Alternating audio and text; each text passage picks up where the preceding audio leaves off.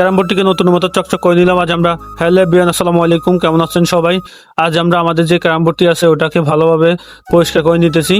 এটাতে যে ময়লা ছিল এগুলো ভালোভাবে তুলে নিলাম, তারপরে এটাতে ডিজেল দিয়ে ভালো করে রোদে শুকাইতে দিলাম। এখন দেখেন কত স্পিড আছে বোর্ডের মধ্যে, আগের মতো হয়ে গেছে, যে তখন নতুন যেভাবে ছিল ওইরকম হয়ে গেল।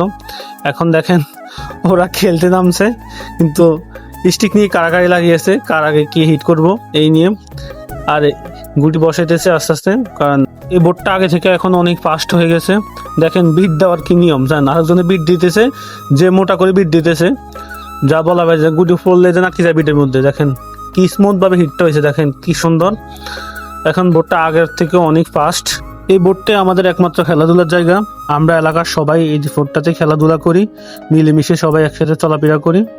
এটাতে কোনো ভেজাল নাই, আমরা অন্য এলাকার মতো কোনো ভেজাল করে চলে না, এলাকাতে সবাই মিলেমিশে চলার চেষ্টা করি সবসময়। সবাই আমাদের জন্য দোয়া করবেন, আমরা সবসময় এইভাবে মিলেমিশে চলাফেরা করতে পারি। সবাই ভালো থাকবেন। ওকে, আল্লাহ হাফিজ, আসসালামু আলাইকুম।